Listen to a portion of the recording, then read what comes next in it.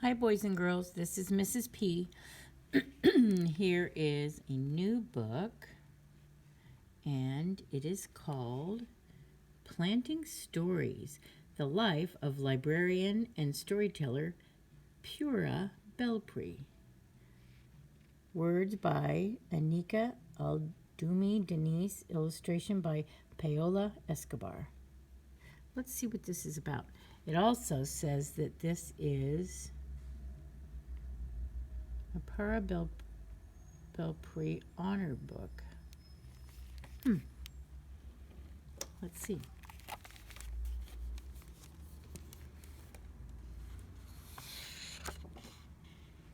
Oh, and inside the cover it says, like I tell you when you're in the library, if if the book has got a cover on the inside jacket when you first start, it'll tell you a little bit about the story. So it says, Pura Belpre, the first Puerto Rican librarian in New York City. When she came to America in 1921, Pura carried the cuentos folclóricos of her, her Puerto Rican homeland. Finding a new home at the New York Public Library as a bilingual assistant, she turned her popular retellings into libros, books, and spread story seeds across the land. Today, those seeds have grown into a lush landscape as generations of children and storytellers continue to share her tales and celebrate her legacy. So let's see what this is about.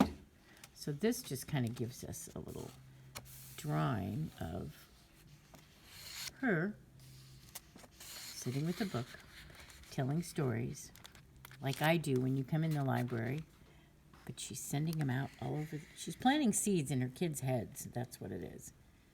Planting Stories. The Life of Librarian and Storyteller Pura Belpre.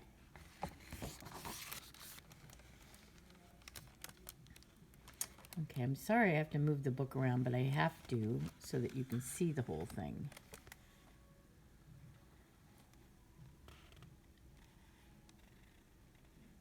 It's 1921. Pura Teresa Belpre leaves her home in San Juan for a visit to Nueva York, which is New York. Words travel with her. Stories her abuela taught her.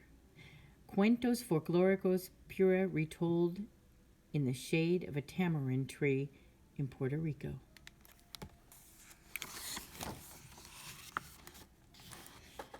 Now, a new island stretches before her, ripe for planting seeds of the cuentos she carries.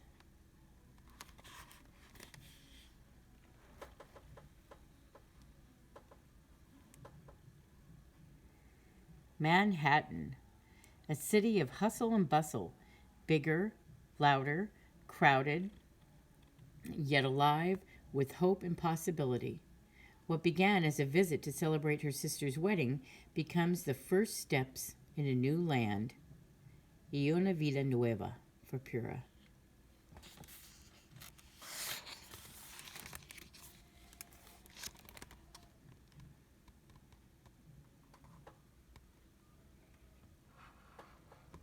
She works first in a garment factory, but it's cold floors and hard edges, not the soft, fertile ground where seeds take root.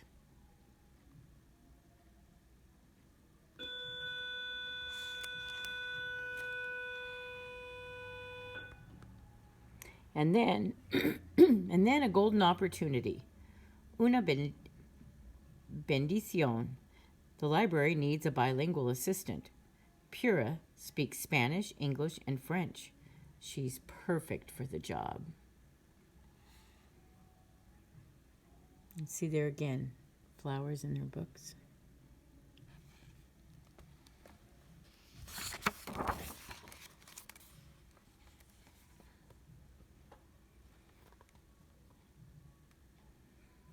But where are her abuela's stories? Not one folktale from Puerto Rico is on these shelves.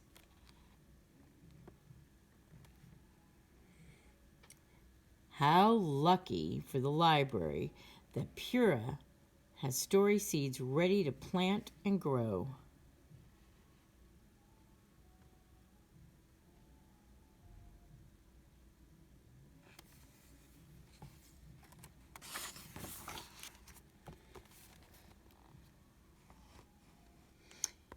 In the children's room, she lights the story hour candle and begins. Her eyes dance. Her voice sings.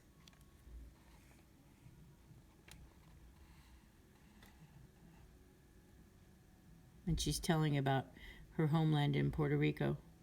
Pura's words paint a picture of a little house with a round balcony where Martina, a beautiful Spanish cockroach, meets Perez, a handsome and gallant mouse, and El Ratoncito Perez y la cucarachita Martina, a tale from the tamarind tree.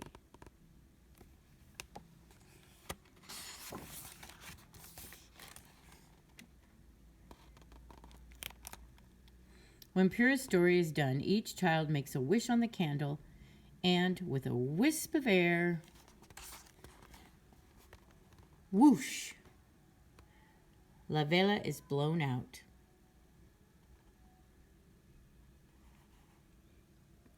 Now Pura has a wish too, to plant her story seeds throughout the land. Pura learns to make puppets, and she snips and sews their clothes and paints their delicate faces.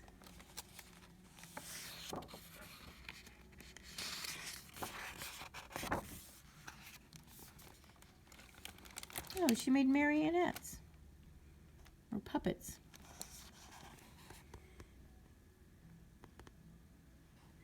Families come to hear folk tales in Inglés and Español to watch Pura's puppets. And look, there's her flowers that we'll see throughout the book because she's planting story seeds, remember? But the library needs libros for its shelves. How can more children read Perez y Martina and other cuentos de Puerto Rico? Pura puts her story in an envelope and mails it to Frederick Warney, a publisher.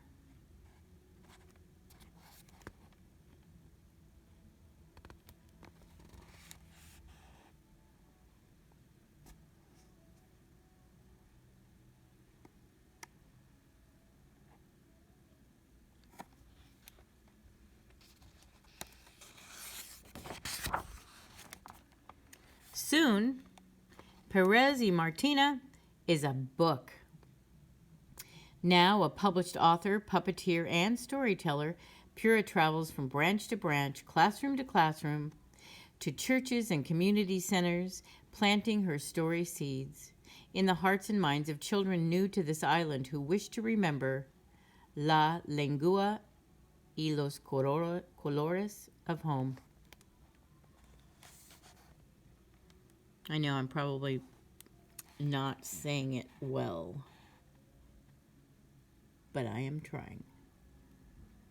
So she wants for people in America who come from other countries to remember where they came from. And they do that by stories. Writing, learning, speaking, teaching, traveling. Pura does not slow down until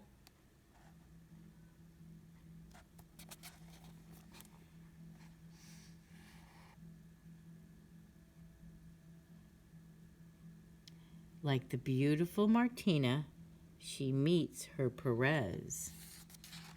Ooh, let's see what happens. On a December day in New York, Pura marries the musician Clarence Cameron White. Un año away from the library, she decides 1 year to start a new life as a wife.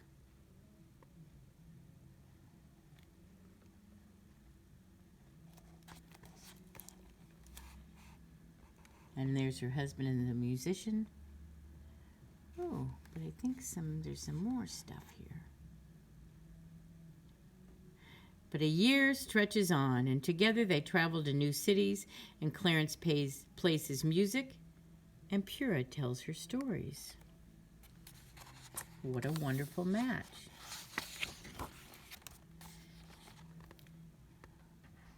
They are happy excuse me, there are happy years of music and writing, separations and reunions, friends, family, and stories always.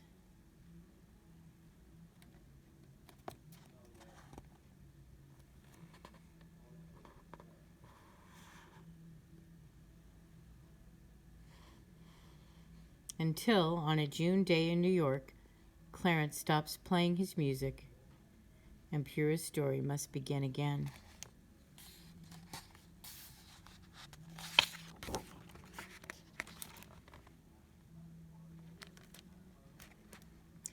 It is 1961. Pura returns to the library, and there are others now, storytellers, who make puppets and dance. Or they make puppets dance. Who read Perez y Martina, The Tiger and the Rabbit, Juan Bobo, The Three Magi, and many, many more of Pura's stories to the children.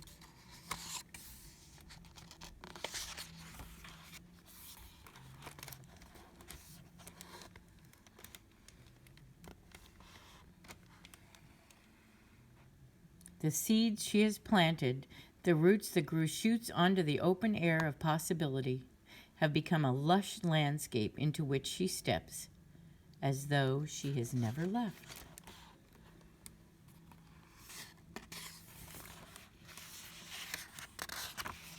And that is the end of the story. I'm going to read just a little bit of this. And this is what she wrote. The seeds of the idea for this book first took root as I stood in the New York Public Library's Central Branch, gazing up at a large black and white photo of Pura Belpre, author, storyteller, and the first Puerto Rican librarian in New York City. Seeing the larger-than-life image of this remarkable Boricua woman I'd long admired, I felt a swell of pride, and along with it, the warmth of recognition. For Pura's photo brought to mind my titis, my aunts, first-generation mainland Americans whose parents migrated to New York from Puerto Rico. And that's all I'll read. Planting Stories, The Life of Librarian and Storyteller, Pura Belpre.